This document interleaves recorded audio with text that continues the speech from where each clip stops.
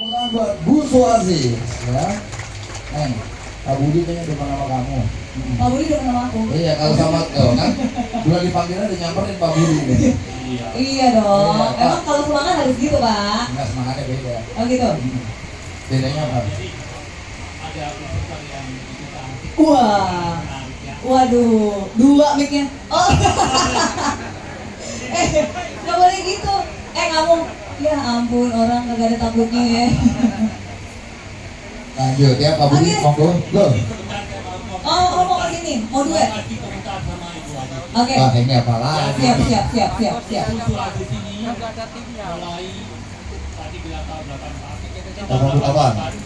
Yang benar 88. Oh, lebih lama lagi Nah, malah ya. ini nih Pak Budi Saya ya. yang beringat. Teman-teman banyak yang belum tahu bahwa Pak Budi ini buat saya adalah mungkin ya, kalau salah mau dikoreksi, satu-satunya pengkoleksi data sejarah bonsai di Indonesia dari awal dia berbonsai hingga hari ini. Wow. Foto-fotonya pun masih lengkap. Wow. Tepuk tangan dong buat Pak Budi ya.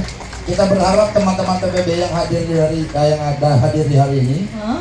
ada 1-2 yang mau Untuk mengabadikan ya. betul, Iya menjadi benar. sama seperti Pak Budi. Betul. Itu pendata. Kenapa? Suatu saat nanti data itu penting buat sejarah bonsai Indonesia. Betul sekali. Kawat ini harus bisa membuat bonsai ini, membuat batang ini ditekuk-tekuk. Jadi kita pilih kawat yang cukup besar. Kawat yang dipakai adalah jenis kawat aluminium. Kalau zaman dulu kita susah sekali cari kawat. Kalau sekarang di mana-mana yang jual gampang. Itu banyak ya. Nah ini kalau satu batang kawat kadang-kadang terlalu besar, sehingga kalau dipakai maka pohonnya itu akan terluka, sehingga dipakai beberapa kawat sekaligus. Kalau batangnya terlalu susah untuk ditekuk, maka dipakai beberapa kawat sekaligus dipakai. Nah ini kalau dilihat ya, struktur di sini, ini pohon ini main ke sini, sementara ini di sini. Nah nanti ini akan dimodifikasi lagi sehingga menjadi berbatang dua yang menarik. Dan yang ini dipakai sebagai background. Pak Budi biar teman-teman bisa ngeliat. Ya, yang ini dipakai sebagai background. Ya, dan ini punya partner yang ganteng seperti ini ya, menarik sekali juga. Dihiasi dengan jin dan syari kalau bonsai ya. Jin dan syari ya. Jadi ini antara jin sama yang syari ya. Biasanya saya pakai hijab Pak. Syari tapi ada jinnya kan gitu. Pak Budi. Nah, Pak Budi punya sayang subur Pak di rumah Pak. Oh banyak. Oh banyak. Oh mulai sombong ya. Ini bahaya. Sama info lagi nih. Pak Budi juga ya sepengalaman saya keliling ya, adalah salah satu pebonsai yang memiliki varian bahan paling banyak. Ya karena Pak Budi ini aktif Pak, sama nanya. Kalau bawa dari luar ke Indonesia bawanya di ukuran semana Pak? Oh, karena yang saya bawa ini ya. Jangan yang gede dulu, itu nyombong Pak. Yang paling kecil gitu loh. Kalau yang kecil itu kalau dari Amerika Betul. itu kita asal bersihkan akarnya ya Pak ya. Akarnya kita bersihkan, kita semprot pakai air, daunnya juga kita kurangin habis itu. Kemudian kita masukkan semua ke dalam plastik. Akarnya kita tancap plastik dulu. Oke. Kemudian seluruh batang itu kita masukin ke dalam kantong plastik. Kita masukin ke koper atau ke dus. Dengan kondisi itu, pohon itu seolah-olah tidur.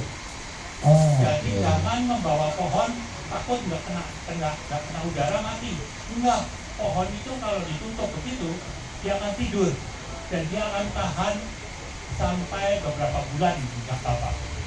Karena seperti meniru keadaan sewaktu musim dingin. Oke. Jadi banyak orang salah di sini. Kalau bawa tanaman harus dikasih lubang-lubang. Itu salah sebetulnya. Tutup rapat dengan plastik, terus dibiarkan. Tapi jangan ditaruh di bawah sinar matahari. Kalau ditaruh di bawah sinar matahari itu seperti dipanggang. Jangan kering. Tapi kalau tidak di bawah sinar matahari, itu tahan. Jangan tahan. Tidak ada akar, tidak ada tanah, nggak apa-apa. Nah itu di bawah. Saya masih untuk koper ya.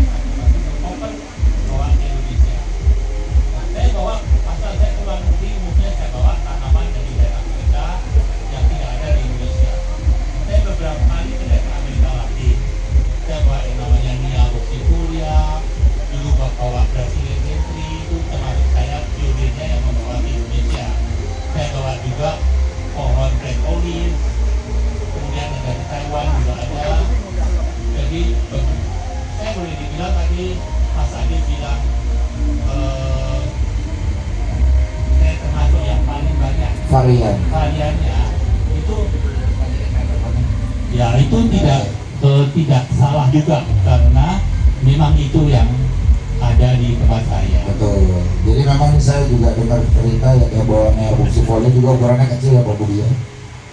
Ini buxifolia tuh ukurannya kecil. Itu pohon perdu sebetulnya. Betul. Mungkin paling tinggi hanya sekitar 2-3 meter gitu. Asli mana Mas? Cilacap. Cilacap. Iya. Coba ngomong yang benar dong. Lagi ngapain? Lagi wiring. Mau diapain pohonnya? Apanya kita ngobrol dulu, jangan sambil kerja biar teman-teman kenal ya. Oke. Pegang. Iya. Mana? Halo Cilacap. Halo orang Cilacap. Halo, ya nggak ngakuin. Tuh orang Cilacap nggak ngakuin. Ya. Iya. Oke. Mas ngapain kesini dari itu? Disuruh dari Uda. Disuruh siapa yang nyuruh? Siapa biasa?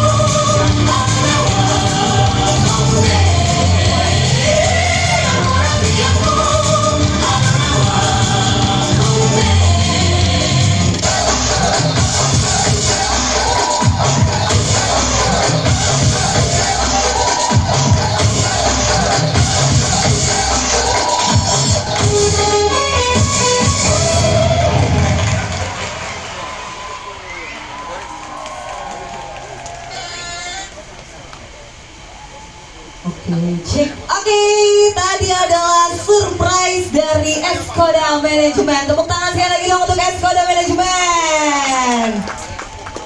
Di sini yang lagi tepuk-tepuk bonsai kaget pasti tadi. Oke, nah di sebelah kanan, sebelah kiri tampaknya masih terjadi kesibukan ya, Pak Budi, betul ya? Betul. Dan juga Ibu Suaziz. Tadi lu berani-beraninya lu ngajak Ibu Suaziz joget.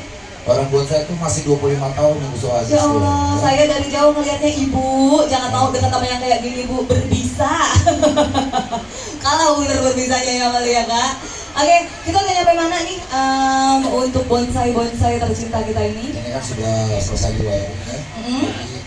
Tadi Mbak Ratu sudah ada nanya. Ini temanya apa sih? Temanya apa ini Kak Adi? Temanya apa tuh guys? Iya. Belum. Ya, jadi sebenarnya gini, kalau kita bicara tema dalam sebuah seni bonsai Mhm. itu Wow, keren banget. Belum ya? Bercanda Kak, pulang bercanda. bungkus ini. Oke ya, jadi tema hari ini adalah apa Ya ya? Allah, ditungguin nggak Nah, ketemu dong. Jadi memang tadi Pak Budi juga sudah menjelaskan. Mungkin pengetahuan dasar. Ya, Ya. jadi memang dalam dunia bonsai ini tidak ada yang baik, tidak ada yang buruk. Wow, Tidak seperti ada manusia ya? yang salah, benar. Wow. Karena gini, balik lagi bagaimana kita mau menikmati seni bonsai tersebut. Betul. Ya, tapi saya ingatkan sekali lagi, ketika kita bicaranya kompetisi harus punya regulasi. Betul. Apa-apa saja yang dinilai. Betul. Ya. Dan itu tidak hanya terjadi di dunia bonsai. Kalau basic, kalau kompetisi pasti ada regulasi yang harus kita ikuti. Betul. Nah, kalau hari ini saat ini regulasi dari bonsai-bonsai di sini itu apa Kak yang dinilai? Betul. Jadi gini, kalau kita bicara secara regulasi, Barangkali ada yang mau tanya atau komentar dan sebagainya sehingga ya, saya rasa nggak ada yang mau nanya Pak ya, jadi cukup sampai. Yang mau nanya boleh, monggo silakan ke Pak Budi Sulistyo, angkat tangan dulu, ntar kita samperin ke sana. Ayo, bagi teman-teman ada yang mau bertanya? Boleh tentang apapun seputar dunia bonsai ya, tidak terbatas dengan sains sibur saja. Oke. Di sini mungkin ada yang belum. Oh, ada yang mau nanya. Oh, ada. Silakan Kak Adi. Minta namanya, nomor HP, nomor sepatu, nomor rekening, alamat rumah. Selamat siang Pak. Iya. Saya mau nanya apakah semua pohon itu bisa diburu? Oh, nama saya Wahyu Pak. Buru-buru banget Pak Wahyu. Ansel. Heeh. Nah, mau nanya apakah semua pohon itu bisa dibuat bonsai Pak? Itu aja. Oke, terima kasih Pak terima Wahyu. kasih ya. Silakan Pak. Tentu aja tidak ya. Bonsai itu kalau semua pohon nanti pohon pisang dibuat bonsai. Wah. Repot kan Pak. Jadi pohon itu adalah pohon yang berbiji belah. Berbiji belah itu jadi pohon berbatang kayu yang bisa bercabang dan beranting. Kemudian bonsai itu kan relatif kecil Pak ya. Jadi kita pilih tanaman yang berdaun relatif kecil. Jangan pohon-pohon yang berdaun besar. Misalnya pohon mangga, pohon jati, dan buat bonsai nanti 1-2 pohon udah ketutup semua. 1-2 daun maksudnya udah tertutup semua, jadi nggak ideal. Apalagi kalau mau dibuat gaya kecil. Nah, seperti pohon ini ideal karena dia berdaun kecil. Dan juga pohon yang mampu bercabang dan beranting dengan baik di kontainer yang terbatas. Karena makanannya itu kan hanya dalam satu pot kecil. Jadi otomatis kalau dia tahan dalam satu pot kecil, hidup dengan subur, dengan bercabang dan beranting, itu akan menjadi bonsai yang baik. Barangkali cukup jawaban saya? Cukup ya? Oke, Oke. untuk Pak Budi ya. Sudah cukup Pak Wahyu, kemana tadi Pak Wahyu Oke. yang nanya? Mohon maaf Wahyu. bilang. Oh itu, Makasih ya, Pak cukup ya ya. Pak? Siap. Ada lagi yang lain? Ada lagi pertanyaannya, boleh loh apa aja ditanyain di sini, Oh, ini dia. langsung dijawab. Ini tadi udah ngacung dulu aja Bang. Namanya siapa Kak? Ya, nama saya Romi. Hmm? Saya mau nanya, Pak Budi membonsai selama dari tahun 76 ya? 76 ya. Ya, 76. Selama sampai sekarang dari tahun 76, jenis pohon apa yang Pak Budi membuat bonsai yang buat taninya yang agak kesulitan? Yang kesulitan ya. Kalau perawatannya Ya, kesulitan. betul. Apa yang perawatan? Jadi kita daerah tropis. Saya pernah membawa pohon Blaue juniper dari Australia. Ya. Itu Blaue juniper sudah berumur 25 tahun. Saya bawa ke sini, ke bagus. Tadinya hidup di musim itu di Jakarta hidup. Kemudian mulai daunnya tuh kelihatan kurang subur. Saya pindahin ke puncak. Nah, di puncak dia tumbuh subur. Setelah tumbuh subur, saya bawa kembali ke Jakarta. Tiba-tiba di Jakarta dia tumbuh karena mengira saat itu musim panas. Tiba-tiba terjadi fenomena saat itu iklim menjadi dingin, udara menjadi dingin, dan selama beberapa hari itu menjadi dingin. Nah ini pohon ini bingung Pak. Tiba-tiba dia dari tumbuh itu tiba-tiba mati, kering gitu. Nah itu.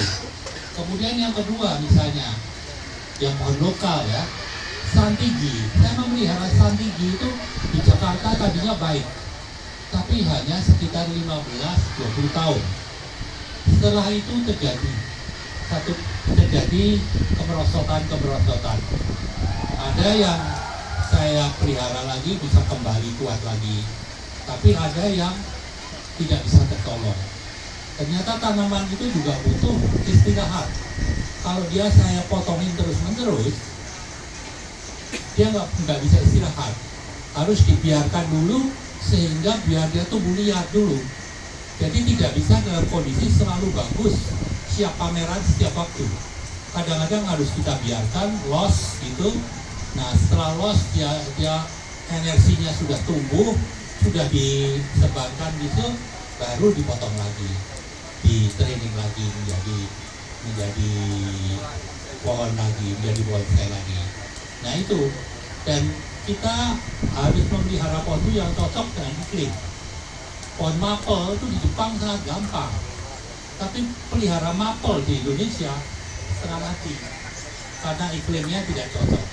Jadi harus kita cari yang iklimnya cocok untuk memelihara pohon itu. Jadi carilah pohon-pohon yang iklimnya cocok. Saya bawa beberapa pohon dari Amerika Latin, seperti Nia, seperti Black Olive, ya, seperti Lockwood. Itu karena iklim di daerah Puerto Rico itu, di daerah Latin itu sesuai dengan kita, dan dia tidak punya musuh. Maksudnya hama-hama untuk Nia boxifolia itu nggak ada di Indonesia.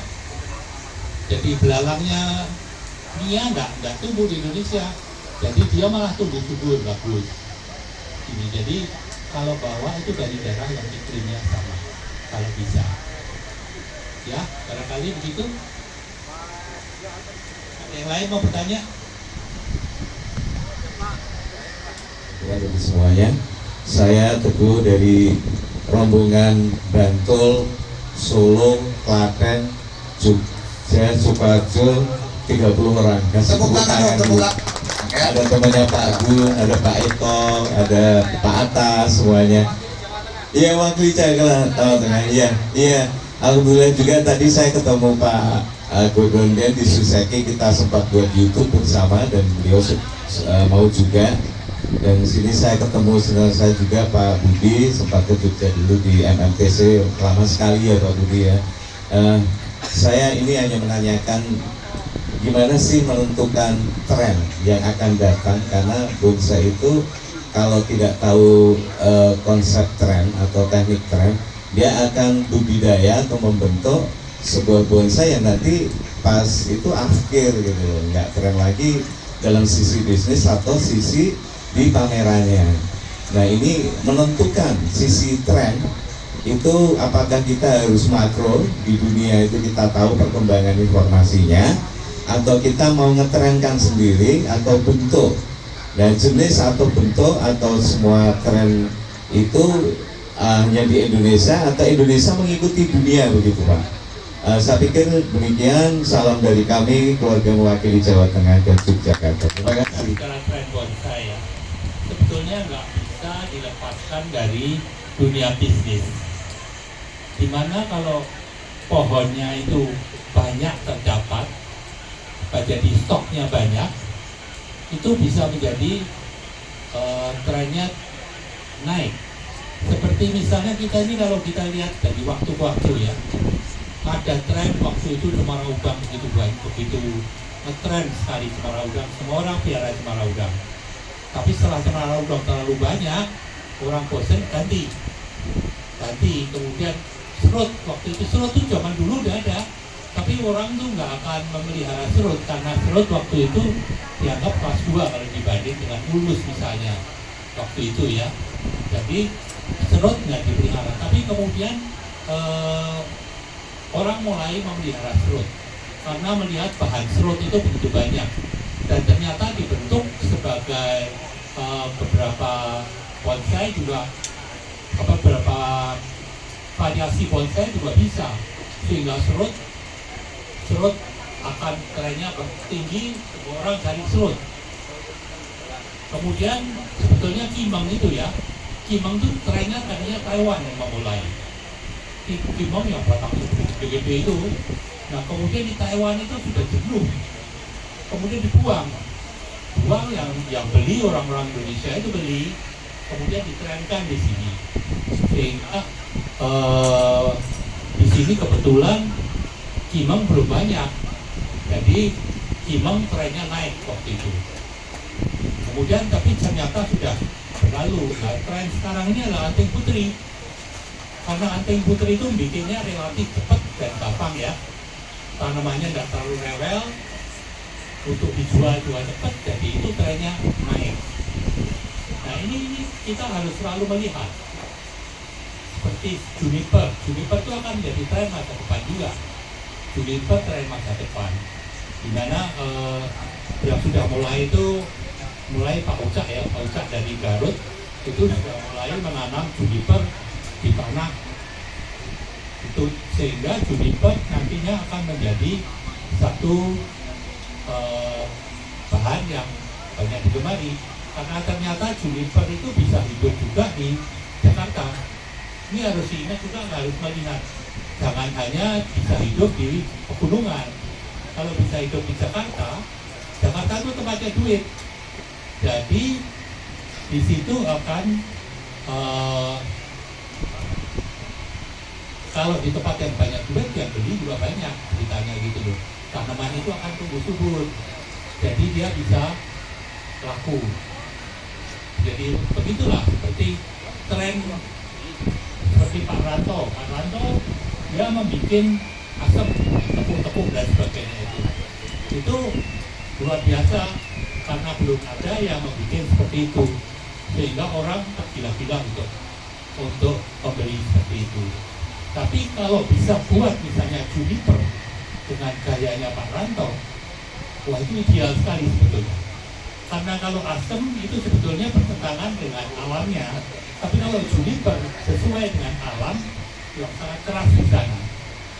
Nah itulah kalau Bapak mau masa depan bagus, mau bisnis, tren juniper yang di tahu kayak Pak Ranto itu pasti laku begini. Oke, cukup ya Pak, bisa diterima dengan baik. Nah, ini Pak Budi asik ngomong, jadi tiba-tiba akarnya diguyur Ini ya. artinya apa? Asistennya ini kelewat agresif. Sama kayak ngomong, dari tanya juga ngoceh duluan. Nah inilah. Nah, ini Pak. Akarnya ternyata banyak ya, akarnya itu banyak. Loh, ini dibuang gini nggak apa-apa Pak Budi? Akarnya banyak. Pak Budi, Tapi akarnya ini masih cukup. Walaupun dibuang banyak, nggak masalah ya? nggak masalah ini ya dibuang mungkin sekitar 2/3 dibuang. Oke. Kalau petunjuk di buku dibuang hanya 1/3.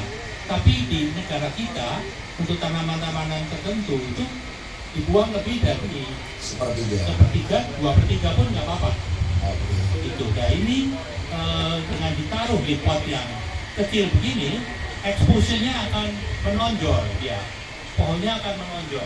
Dan ini sengaja dibikin apa panjang-panjang gini ya. Kemudian ranting-rantingnya kecil dipertahankan sehingga kelihatan penuh. Jadi ya inilah taktik penjual ya Pak ya. Sehingga cepat jual gitulah. Cepat laku. Mau nanya-nanya tuh. Ya. Satu aja Mas Win. Kenapa yang menjadi pilihan dari sekian banyak pohon ini Saint-Cybour Micro ini? Apa kelebihannya dibanding dengan pohon lain? Dari ini kelebihan secara umum saja. Makasih Mas. Sekarang Pak Budi. Lah tadi Saya cuma pembantu di sini. saya ditujuin yang lain, saya milih ini gitu loh. Tujuin yang lain ya modelnya cascade biasa, semi cascade biasa. Mungkin itu variasinya kurang. Nah untuk demo itu kan kita harus memberi sesuatu yang keren, yang variasinya beda gitu lah. Makanya saya lihat pohon ini mempunyai 2 batang, untuk itunya menarik. Yang satu bisa ditarik ke bawah, yang satu di tengah. Bayangan saya yang ini bisa ditarik ke atas. Tadinya tarik ke atas, Mas Win mau ke sana. Saya lihat, waduh, ke sana aja. Jadi dua-dua menuju ke satu sehingga mempunyai flow ya. Yang bersamaan menuju sana menjadi kaya seolah-olah tertiup itu. Nah ini kan memberikan satu variasi yang sedikit berbeda. Nah ini tadi yang makanya sakit pohon ini gitu. Pohon ini cukup bagus saya rasa cukup bagus dilihat dari sana. Ini apa? Kalau dilihat dari sini ya, ini kan tertiup angin twin namanya, tertiup angin twin. Ya di sini dua-duanya mengarah ke sana dan backgroundnya juga cukup sehingga pohon itu Ringan ya, kelihatan ringan jadi tapi penuh. Betul. Ringan tapi penuh, jadi dia bukan satu pohon yang kosong. Ya mungkin masih ada koreksi-koreksi sedikit karena ini fresh program ya Pak ya. Betul. Tentunya masih ada koreksi-koreksi sedikit untuk menyempurnakan. Tapi secara overall adalah begini nih, menjadi sebuah pohon yang tiup angin. Betul. Saya rasa kalau dibanding dengan semula tadi sudah lumayan. Jauh berubah dan sudah lumayan, jadi nggak terlalu jelek lah gitu. Barangkali ada komentar teman yang lain. Ayo, ada yang mau bertanya lagi? Terus Pak Budi saya aja yang nanya deh. Ini kan diikat nih ya Pak, di pot kecil. Kira-kira sampai kapan ikatan ini bisa dilepas? Saya rasa nggak lama ya ini ya.